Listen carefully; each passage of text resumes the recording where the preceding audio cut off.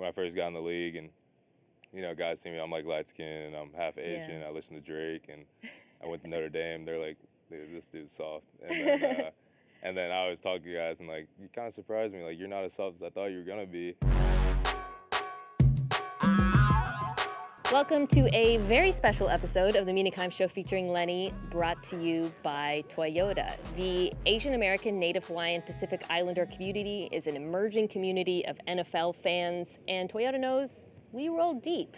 So deep, in fact, that we have two incredible stars who I talk about all the time on this show, who are going to be joining me for a very limited edition, multi-part podcast series. I'm so excited about this. I've always wanted to sit down and talk to this player in particular.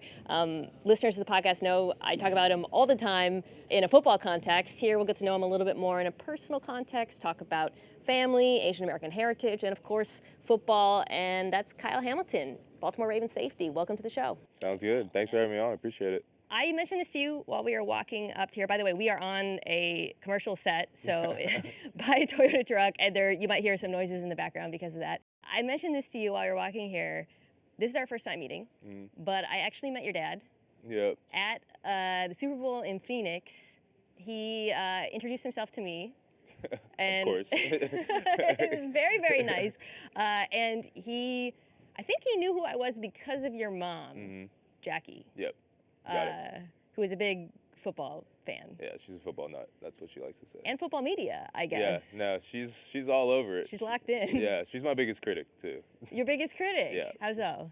Ever since we were young, you know how it is with the Korean mom. Oh, She does not play, so she's always been hard on us, my brother and I, and she's ever since we started playing football, it's like unless something's broken, I'm not coming down on the field to be like, is my baby okay? Like checking on you like Rub that. some dirt on it. Yeah, exactly. Yeah, right, She's always been like that. She gives you a C+ for your performances. Yeah, I get beat on a play. Like first thing I see when I get in the locker room is a text from her. Like, what was that? Well, I actually wanted to start off by talking about her. So she's Korean. That's our shared background. My mom's Korean. They actually remind me of each other, honestly, the way they act on the internet.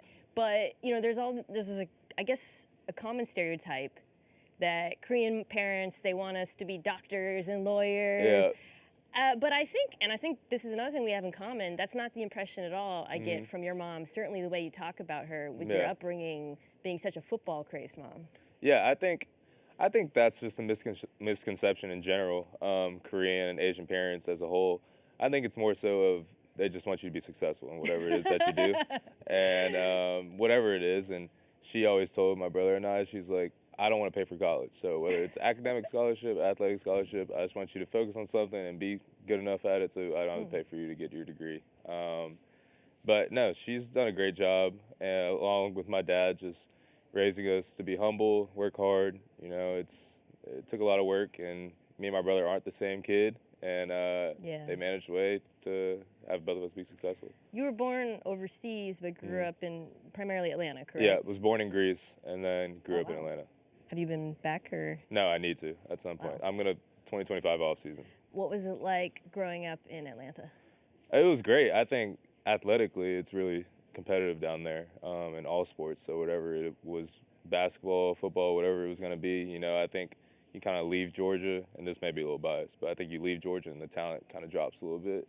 I don't want any California, Texas people, Florida people on me, but it's super competitive. I loved it down there. You're a drive away from the beach. I'm a big golfer, so there's a ton of golf courses down there. You mentioned your mom took you out to eat, Korean restaurants. Did you grow up with other aspects of the culture in your household? Yeah, she would. I'm always asked, like, do you speak Korean? And Yes. No, I don't. But I know, like, come here, sit down, give me a kiss, like, thank you, hello, just some of the commands. Yeah. Like, we were kind of like dogs, I guess, looking back on it. My mom would be like, come here, sit down, and those are the words I know. But Iriwa, she always, iriwa. yeah, iriwa, popo.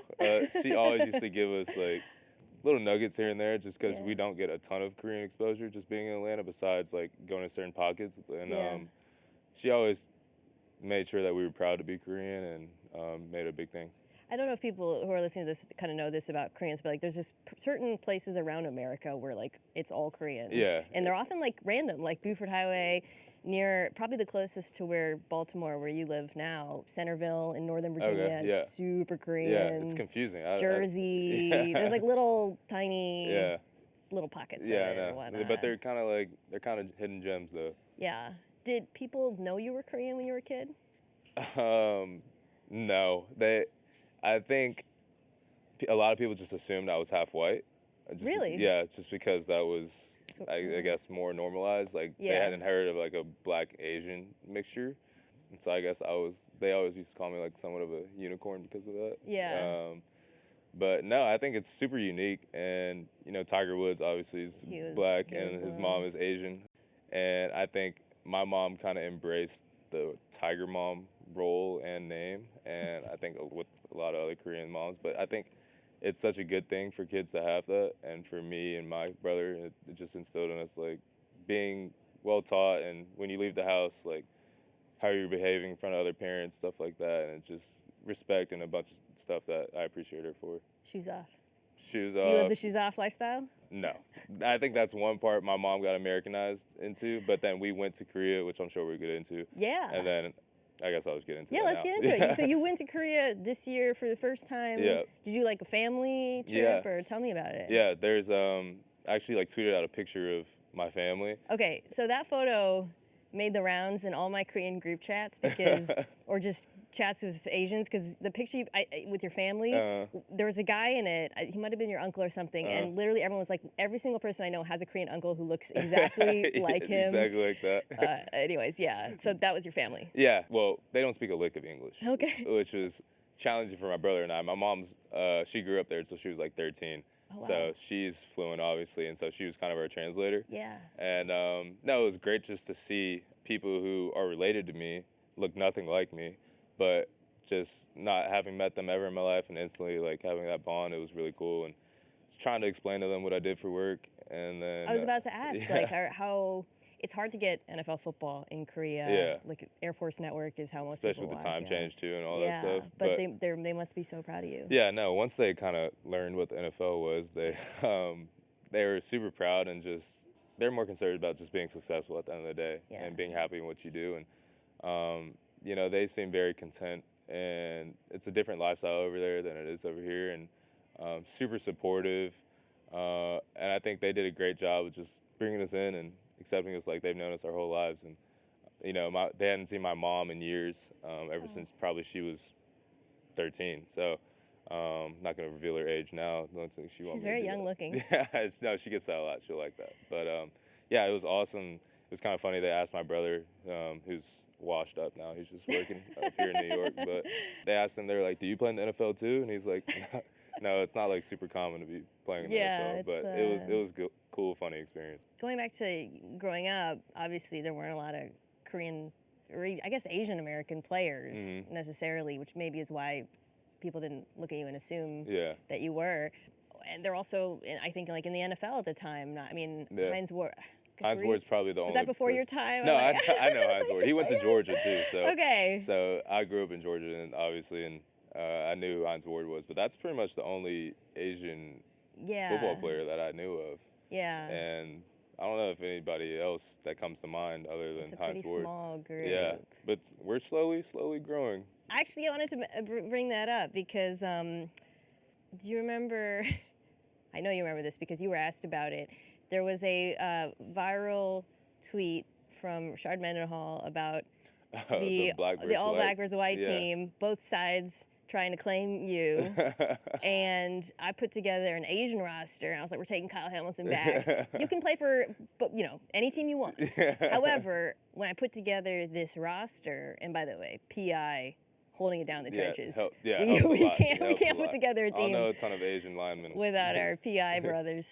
But when I put together the roster, offense and defense, a lot of the number one reaction I got was, "Oh my God, there's so many Asian players in the NFL right now." Yeah, it's almost like he's Asian kind of thing. Yeah, I think it's awesome. It's something, and I was gonna speak on this. It's just like the NFL and football in general has kind of somewhat of a like archaic way of thought, and it's very black and white. Like not even talking about race, it's very black and white sport. And I think adding some new people who don't look like the people who you've grown up watching and seeing them go out there and play well at the same time, and kind of breaking barriers, breaking stigma. Because it's funny, I always tell people, like, when I first got in the league and guys see me, I'm like light skinned and I'm half Asian. Yeah. I listen to Drake and I went to Notre Dame. They're like, "Dude, this dude's soft." And then I always talk to guys and, like, you kind of surprised me. Like, you're not as soft as I thought you were gonna be. And I think I think it's a funny thing, but it's like seriously at the same time. Like, you kind of gotta prove yourself in this kind of scenario, and I think the more it happens, like Puka had a great year as well, and the more stuff like that happens, it's like, all right, this is the norm now. Do you feel like kind of who the Asian guys are on teams around the league? Yeah, definitely. Oh, really? Yeah. I don't know if I can, like, go down. You don't have to. You don't have to try to put together a roster, but yeah, no, I think and I think a big thing as well is wearing the flags on the helmets. Yeah.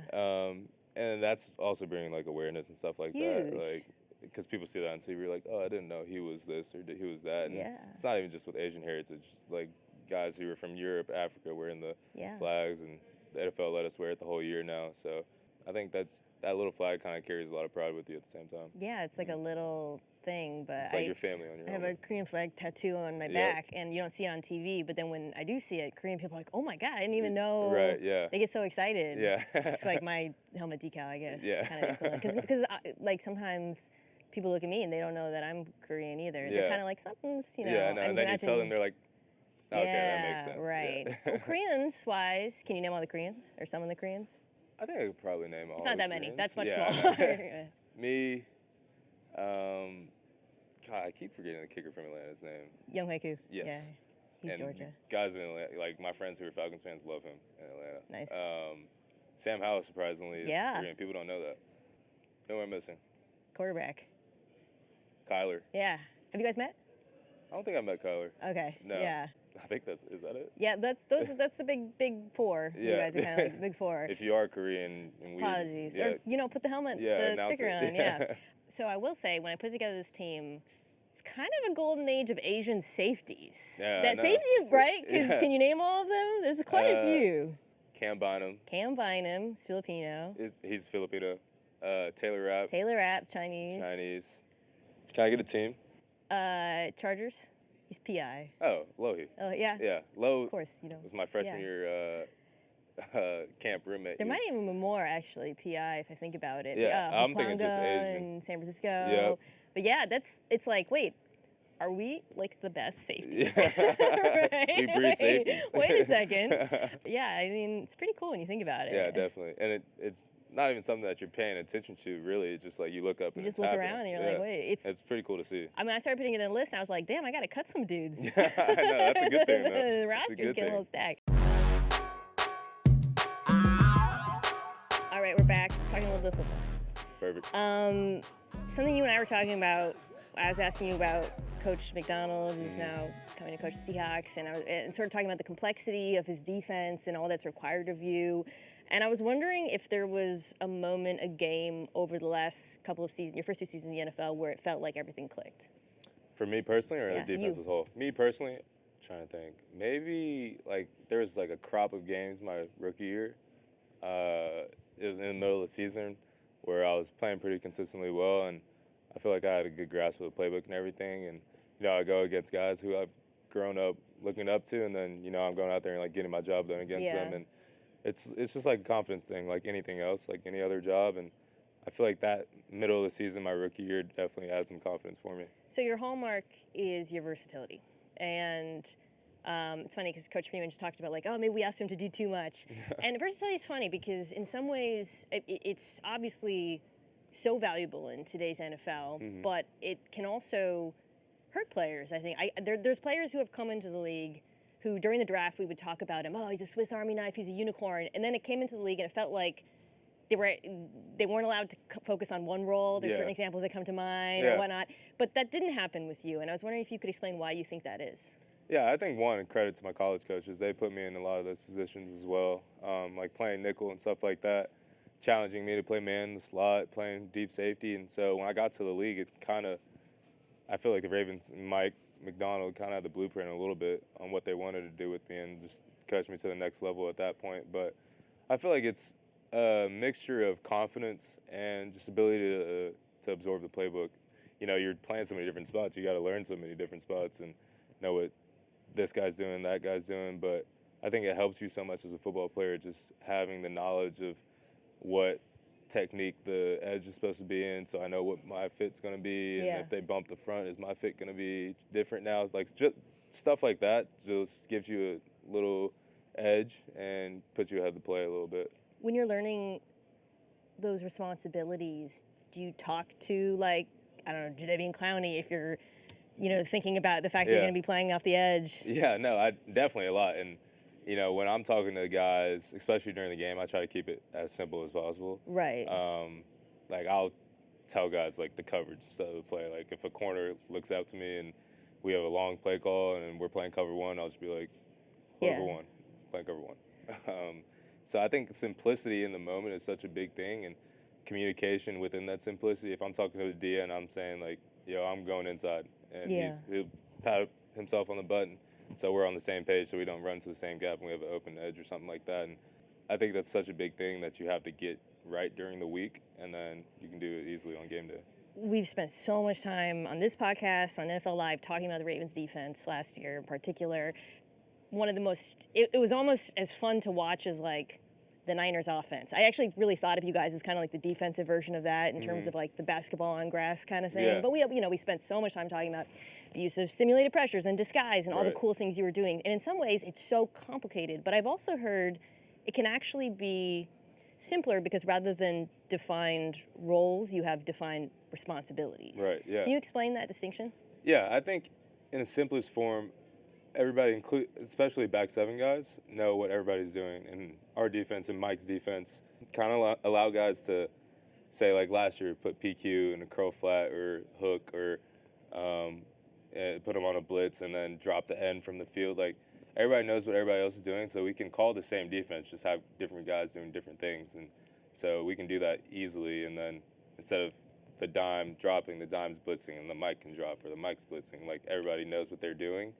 And you keep saying everybody knows what they're doing, but that strikes me as unique in a defense. It is true. And a credit to Mike McDonald and the staff there. They did a great job of just simplifying the complexities, if that makes sense. Kind of oxymoronic, but it looks complex on paper, but once you have the concept and everybody understands, okay, this is a simulated pressure, and we can bring the simulated pressure from the boundary, and it's the same exact thing if you just flip it, we can bring it from the field. And like the nickel and then the dime are pretty much playing the same positions, and then you can just flip-flop everything, you can interchange, and it's confusing on the offense, so I think that's helped us a lot. It's like San Francisco in some ways, right? Exactly, yeah, your eyes are just moving, you don't know who's doing what. Which was the much-anticipated game last year. We're like, finally, like, this offense, this defense, and then, well, it went some kind of way. That was an awesome game. That was a really fun game, and I think just the hype leading up to, and I don't know what it is with the Ravens, but it's always kind of somewhat of a doubt, and especially with Lamar too, who I get to see on a daily basis, and I don't understand it from the inside, how people on the outside can criticize this dude. And everybody has critics, but he's two-time MVP, and I don't think there's been anybody like him ever in the NFL. As a defensive player, what would it be like going against a guy like Lamar? I mean, obviously in practice, but it would be hell, honestly. What are the ways in which he would stress you?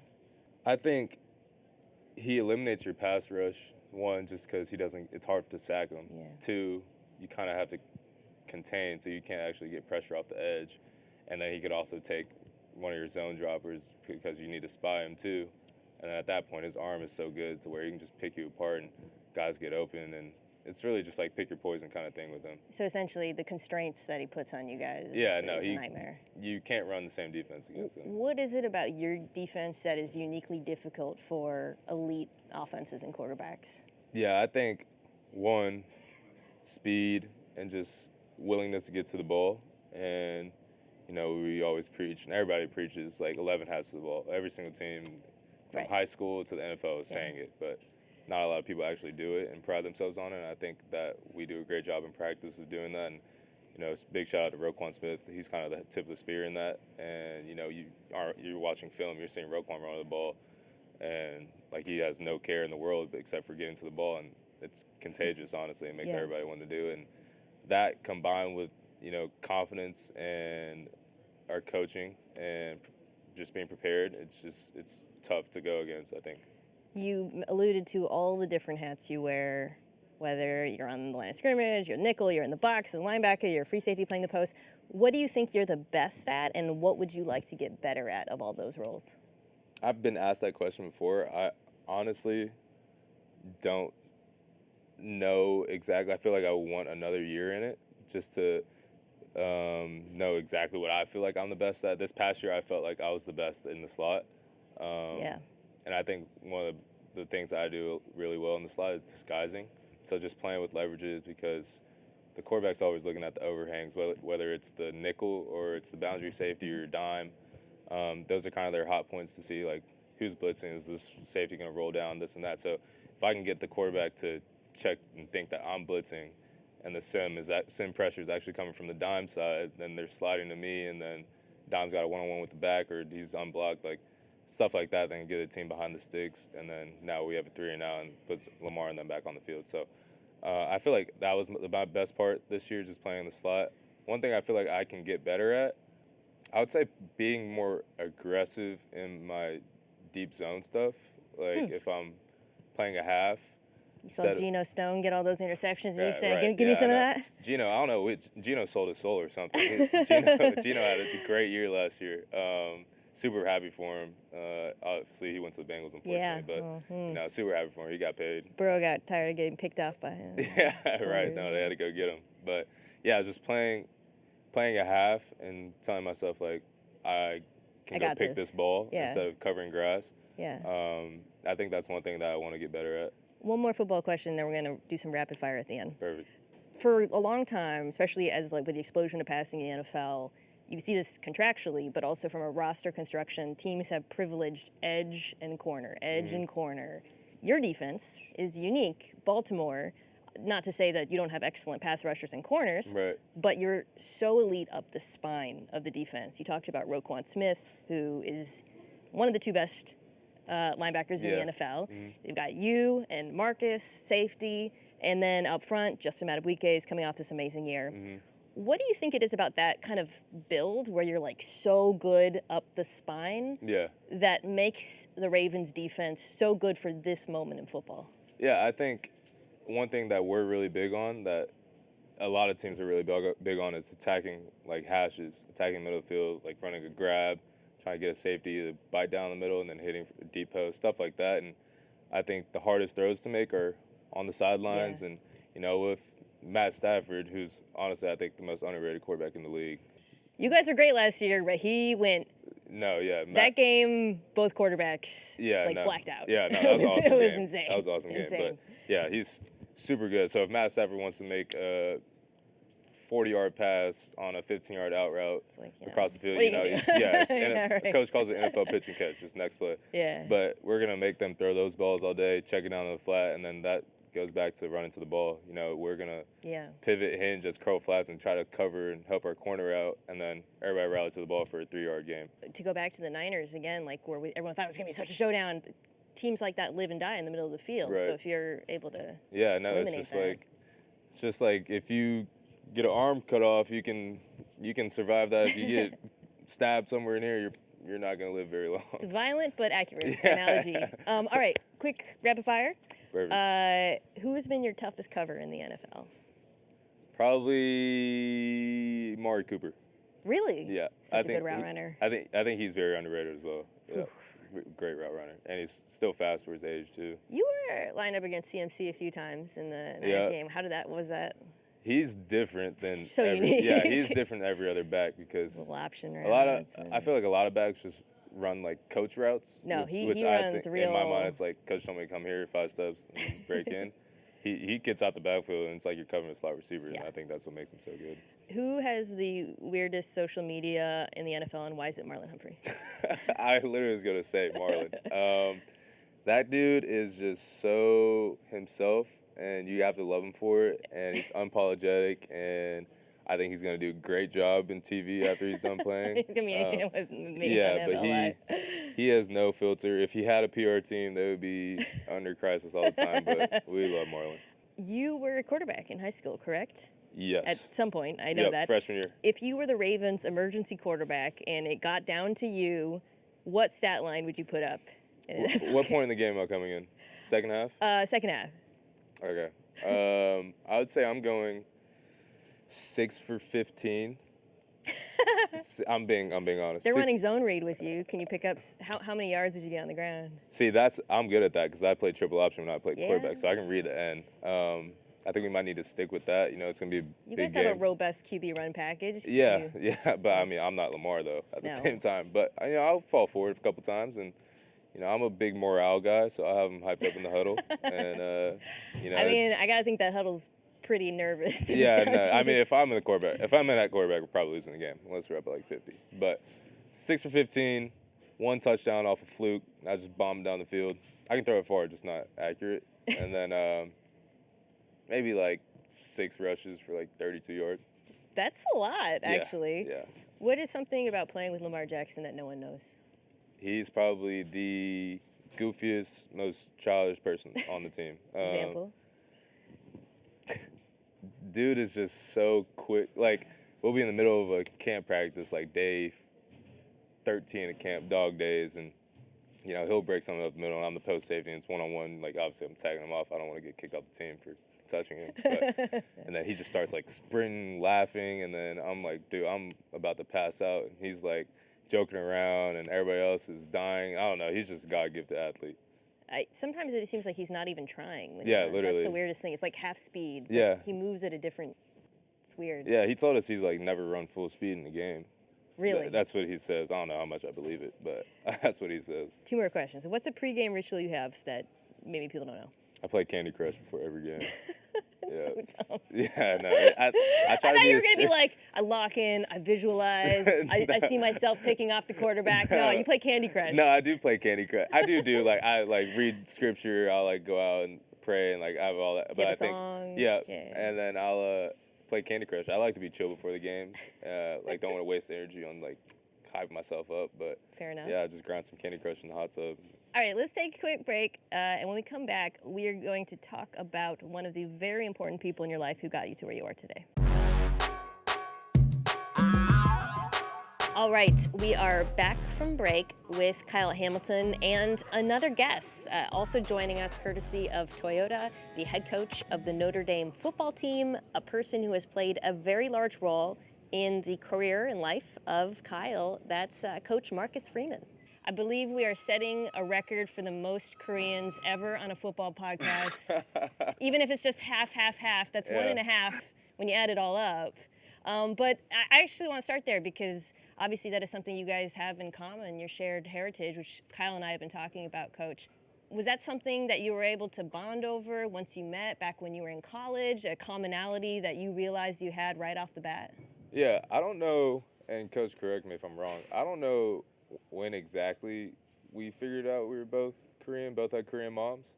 I remember I saw a picture of him before he came to be our DC. I was like, he looks kind of like me in a way. And then we started talking just about like rice and seaweed and like eating kimchi, like all that kind of stuff. And he was showing me pictures, I was showing him pictures. It was pretty cool to identify with somebody like that. Yeah, you don't meet just half Korean or Korean people every day. And I remember when I got a chance to figure out Kyle's background and, now we have a common place and understanding. And I said, we're both Blasians now, and so I was able to see pictures of his mom and I'll show him pictures of my mom. And those are things that truly help you form a relationship. And there was a couple of us that were half Korean on this team, and Jordan Botello, who's another player on our team. But it was something, it was a special bond. Yeah, I can't imagine that in your history of coaching or playing, you encountered that many people with that in common with you. No, this was the first time when I came to Notre Dame. And it was actually Kyle, Jordan. I think that was it at that time, right? Well, then we had we had a guy that we knew named Matt Freeman, who was kind of like a sports reporter here in town. Yeah. And he's half Korean. And it's like, holy cow, man, we're in South Bend, Indiana. And there's 4 half Korean guys here. And so it was a cool, special bond. There was a moment, I think, when all the Koreans kind of figured it out and we're sort of rooting for Notre Dame because you know how Koreans are. If we Yeah. figure out someone's Korean, you're like in the tank for them Yeah. forever. But yeah, I think once that season, it was like you kind of got the Korean audience locked up. Yeah, no, it's like he said, we're a small population in our profession, but we got to stick together. Coach, obviously we're here because Kyle's spoken about the role that you played in his career, both as a person and a player. And I want to talk about that. But first I want to ask you what it was like watching him ball out in the NFL this year. I know, you can only watch so much NFL football with your schedule, but I'm sure you've taken time to watch him. What's that been like? I'm proud and happy for him. I know firsthand how great of a player he is, and I knew it was a matter of time before the whole world knew how great of a player Kyle Hamilton was. And to watch him, really, I got to see a couple highlights during the season, but when I watched him on the playoff run, I think we were in between the bowl game or something like that. Gosh, man, it was so exciting, man. I was so proud to actually know who he was, to be a part of his journey, and man, it's just great to watch. What do you think it is about him and his very unique set of skills that make him such a good fit for today's NFL, today's game generally? Yeah, I don't know if I've coached a better or freakier athlete than Kyle Hamilton.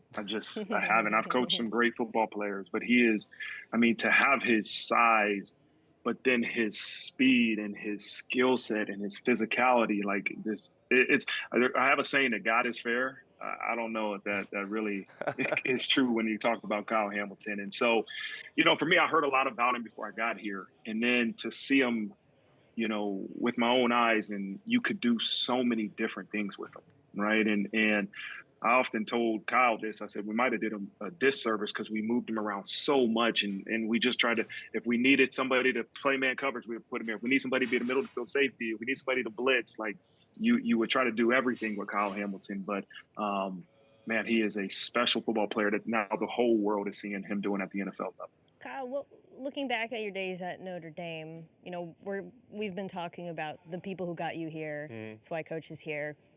What would you say was the most valuable lesson he taught you on the field? Maybe we can talk off the field after. Yeah, I think on the field, just schematically and just challenged me because when he came to BRDC my junior year, I was a captain. I was one of our better players, and he really challenged me. Him and the staff challenged me to play man coverage, play deep middle of the field safety, be a vocal leader, and it was an everyday thing. And I think through that progress and that just process of trying new stuff out and not being afraid to lose a rep, just growing and learning as I went, they did a great job of just putting me in places where I could show my talents. And ultimately, I think that's helped me a lot in the league, just being able to transition to knowing what the dime linebacker does, knowing what the nickel does, knowing what the free safety linebackers, everybody. It's something that was born in that junior year at Notre Dame, and it's kind of progressed to now.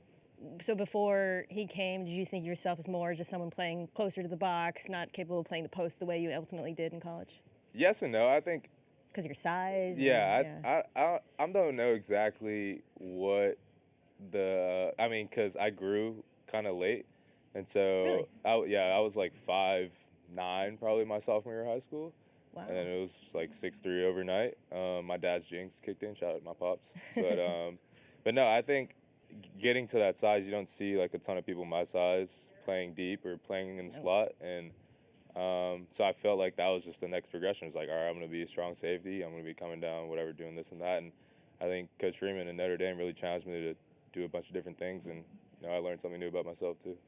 Coach, was there a moment during his college career where you were watching him and you were like, he's him? Like, this is this guy, like, just like a play or like a game or something that stands out in your mind? I mean, every practice was a show.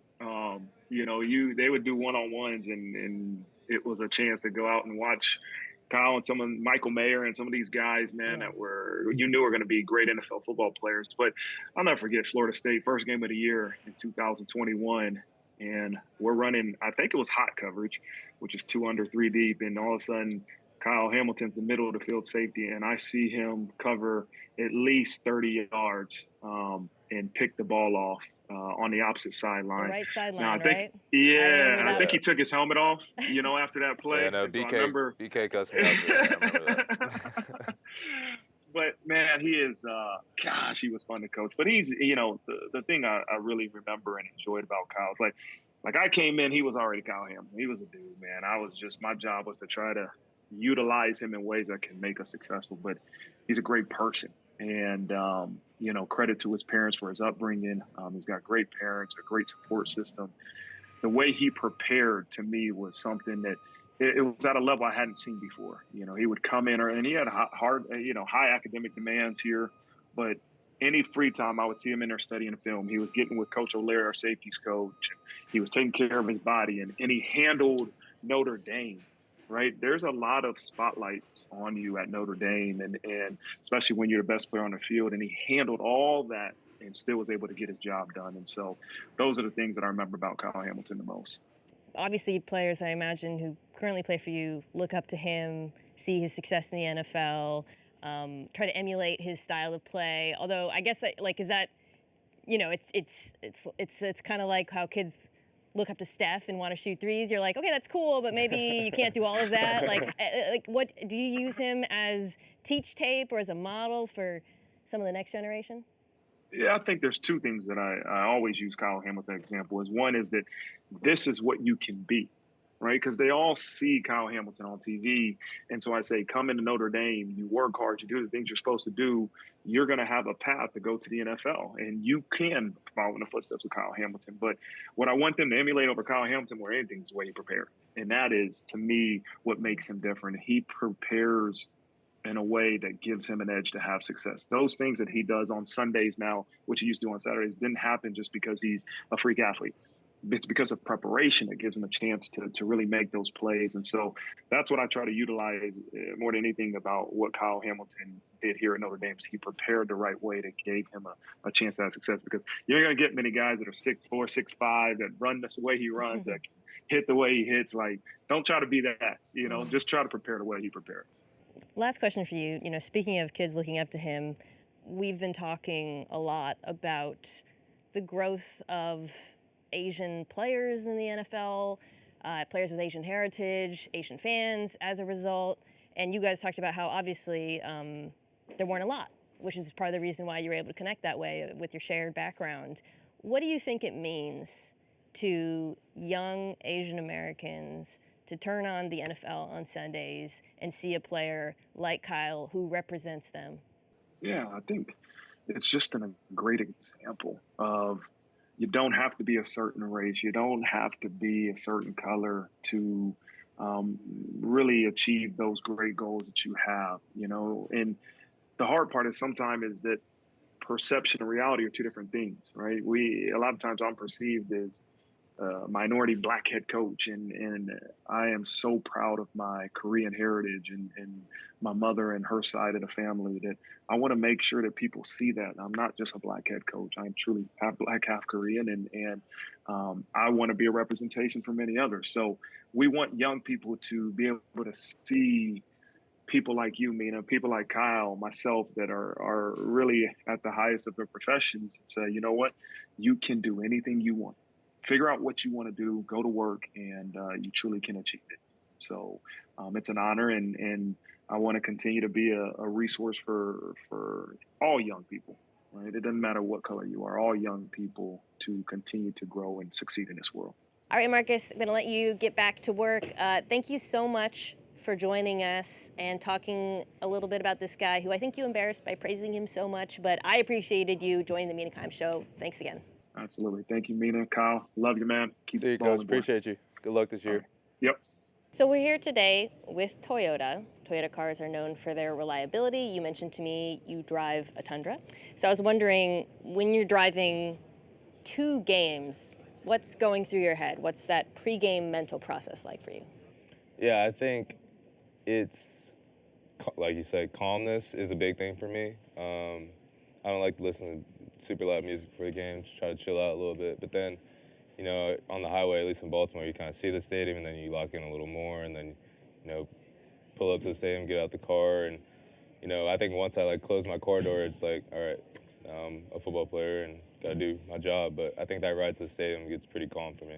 What about getting back in the car to leave the stadium? Yeah. What's that like for you, that decompressing period? Yeah, it's a big thing for me, just seeing family after the game. Usually just go back home. First thought when I get in my car after the game is, what am I gonna eat?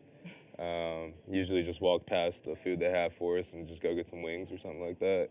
And then figure it out on Tuesday when I'm running around and stuff like that. But no, it's more family oriented after that.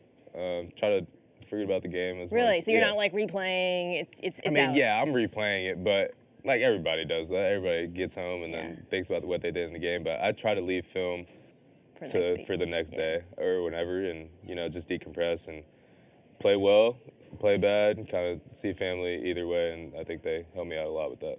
So Kyle, you're here with Toyota as part of a team of NFL players, Brock Purdy, Puka Nacua, who came on the show, Eli Manning. And I was wondering, what is it like for you to be part of a campaign like this, to land a big deal like this, and to join a team like that? It's really cool. And when my people were talking about it, they brought the offer to the table. I'm like, this is a no-brainer. It's amazing. And it's something like a commercial that I've seen all the time growing up, like these NFL partners. And I think they've done a great job with it so far. And to have a few other young guys in the league who are doing their thing as well. And guys like Eli Manning with it as well. And it's kind of surreal at the same time. Like, it's pretty cool to see where I'm at now and just appreciative of it all. One of the hallmarks kind of this campaign, but I think also of the conversation we just had, is how your family has been with you through thick and thin, like Toyota is for their customers, right. So I was wondering if you could kind of just speak to that and like how much of a role that's played, that sort of reality has played in getting you to where you are today. Yeah, I think your life as a football player gets kind of hectic at times. And, going through a season, it can be lonely at times, whether you have a long day of practice or a bad game, something like that. And there's going to be lulls in the season, but having your family there, I can always call my mom or dad or brother to be there and just talk to me about something other than football. Just take my mind off it if I need to, or talk to me about it if I need to as well.